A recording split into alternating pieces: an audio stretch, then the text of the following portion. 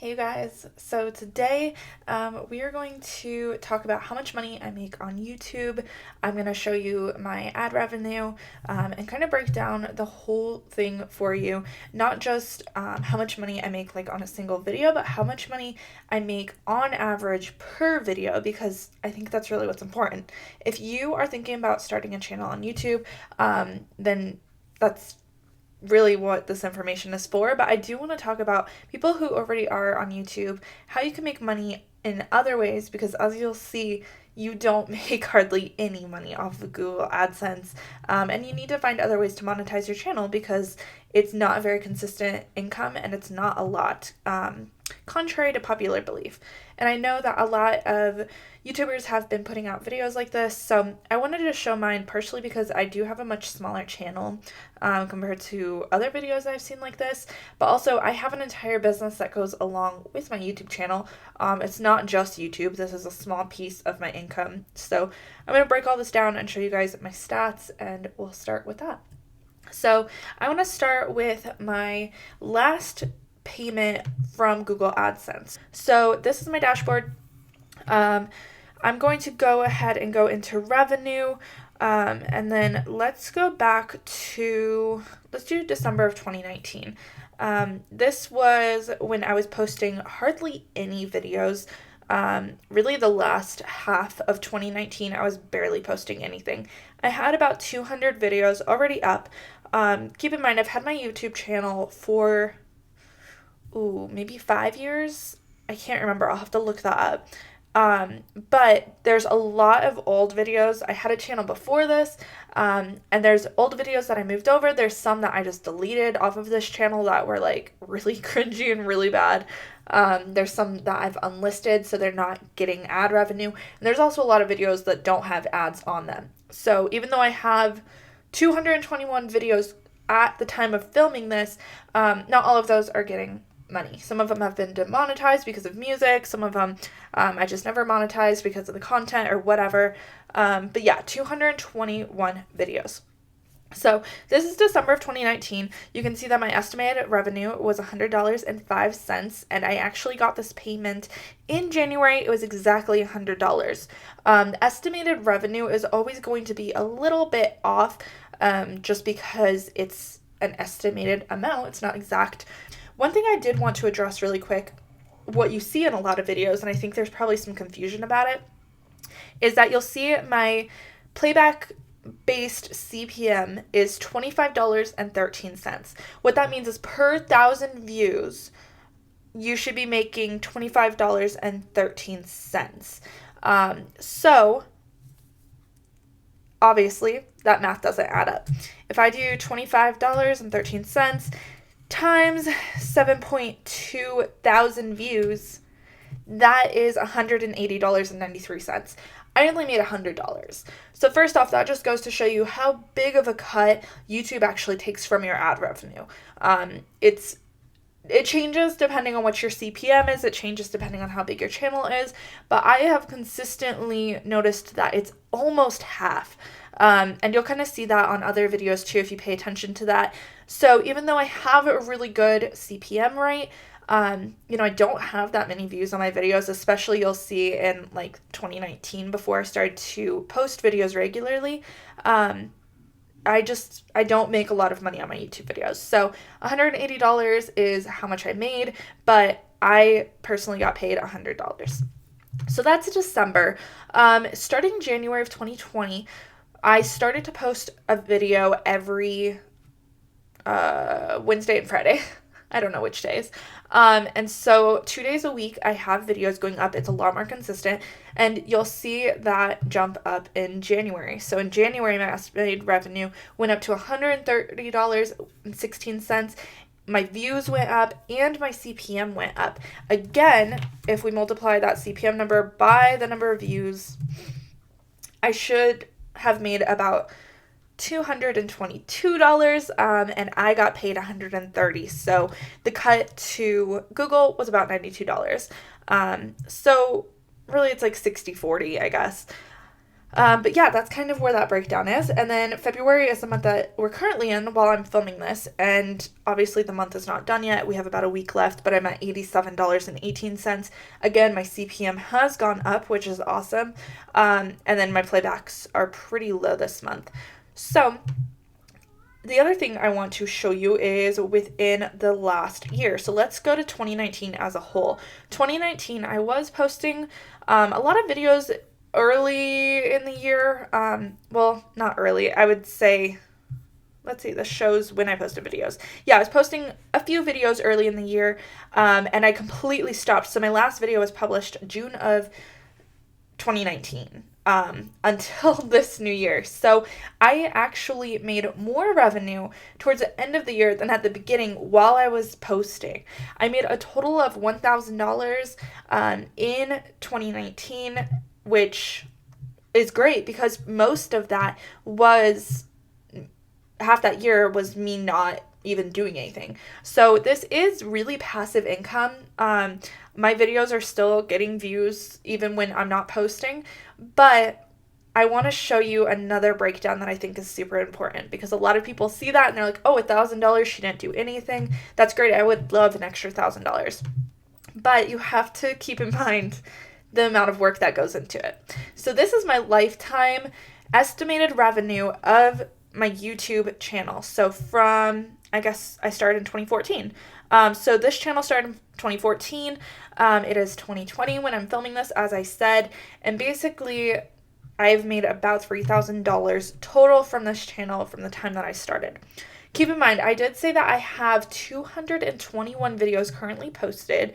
And on average, let's say they take about an hour to make.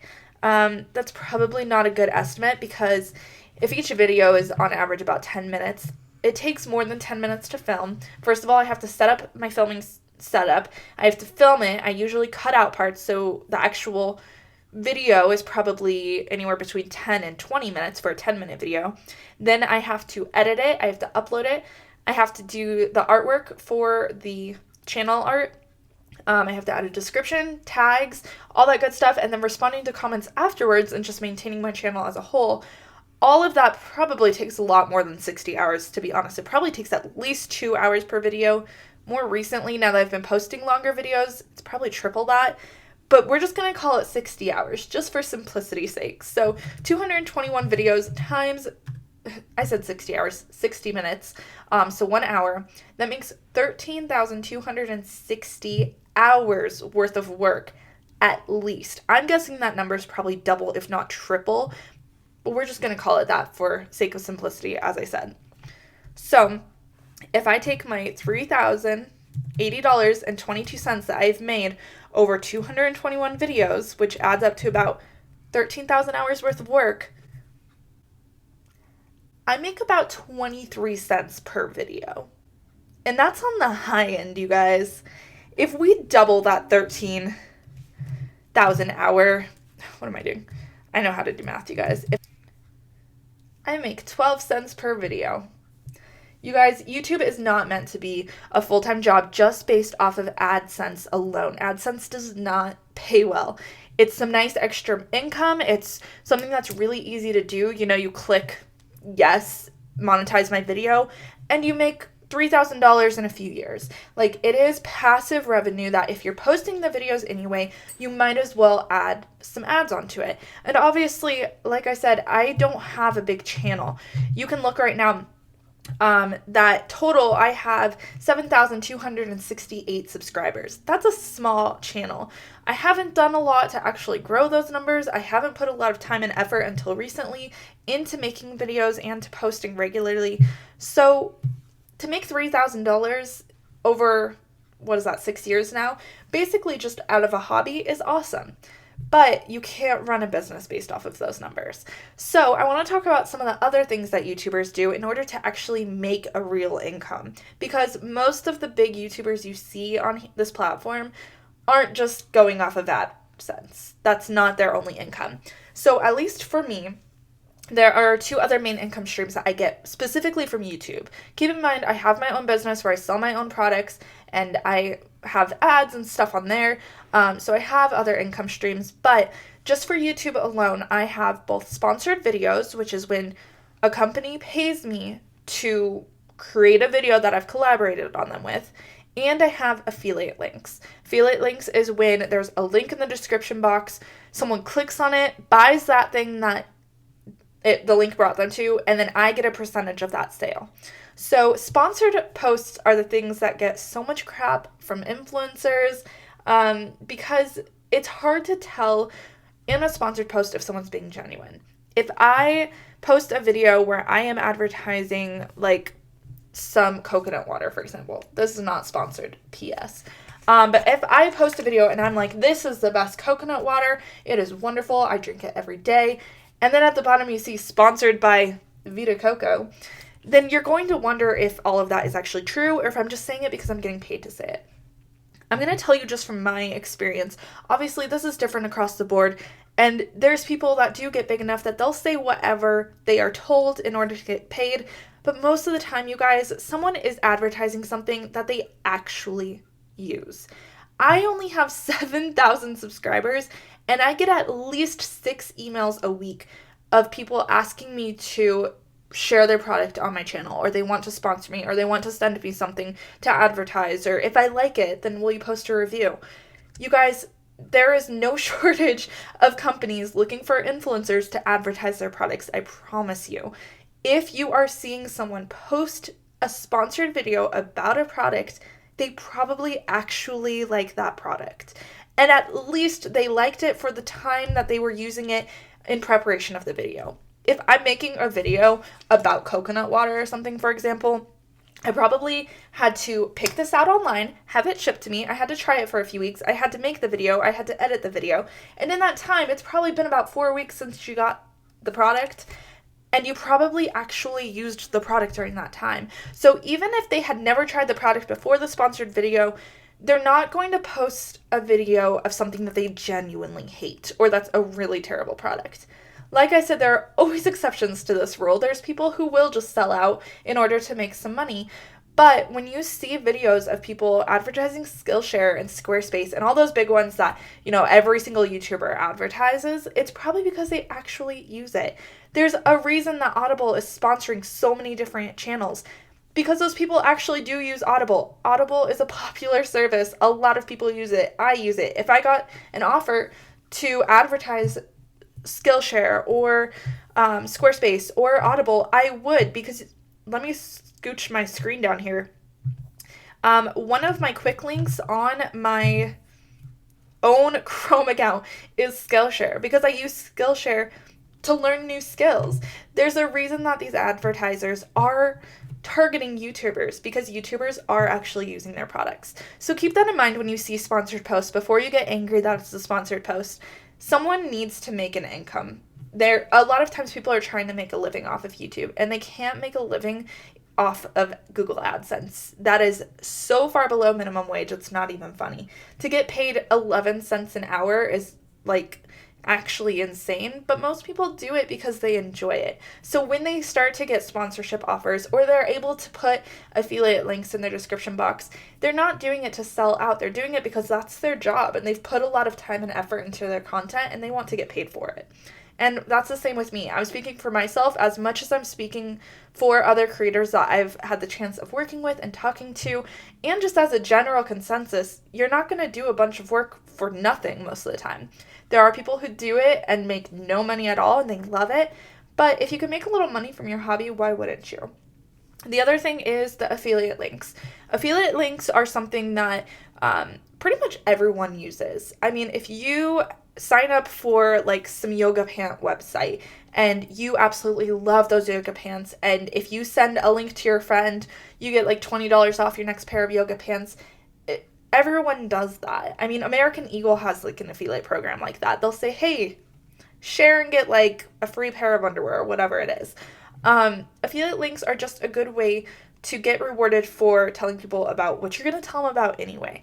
So I have affiliate links to Amazon. I have affiliate links to all of the tools that I use, Podia, Squarespace, Skillshare, blanking on everything that I use right now, Notion. And when you are genuinely recommending a product or a service to somebody, you should get credit for bringing that business to that customer or that person.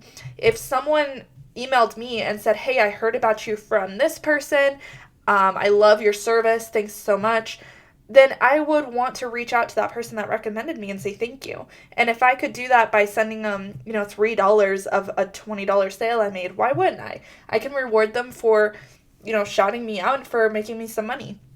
So that's how affiliate programs work, and it's kind of not seen as bad as a sponsorship. I think just because almost everyone uses affiliates, so it's not as weird or taboo, where mostly bigger channels or bigger influencers actually get sponsored or get partnerships. But the other important thing to note is that no matter what you see, you are required to tell someone if it's a sponsored post. You are required to say if it's an affiliate link. Legally, at least in the United States, you have to disclose that information. And if someone is posting a link that you think is an affiliate link or you think is a sponsored post and it doesn't say that it is, it might not be. They might be breaking the law, and you can ask and you can email them or you can report it or whatever you want to do. But most of the time, we just really are genuinely recommending things. There's a lot of channels like mine that are small enough. I post a ton of videos about Notion, but I'm not sponsored by Notion. I'm too small to be sponsored by Notion. But I genuinely love their tool, and I want other people to try it because it's made such a big difference in my life. Other YouTubers do the same thing, whether they have 100 subscribers or 100,000. Everyone does this. It's a normal part of life, and it doesn't have to always get a bad rep. Like I said, there's always expectations to this rule, you guys. There's people who will post things and they're blatantly breaking the law and not saying that's sponsored content when it is. Keep that in mind. Just take everything with a grain of salt and don't get mad at someone for literally just doing their job. All right, you guys, what else do you want to see about starting a YouTube channel? I get a lot of emails about this, and honestly, I don't really know what kind of content you guys want to see. A lot of you just ask, how do you make money on YouTube? And it's such a generalized question that I don't really know what you want to see. So hopefully this was a quick glimpse into that, and you can see how little money you actually make on AdSense. But if you have any questions, leave them in the comments, and I will see you guys in the next video. Have a good one.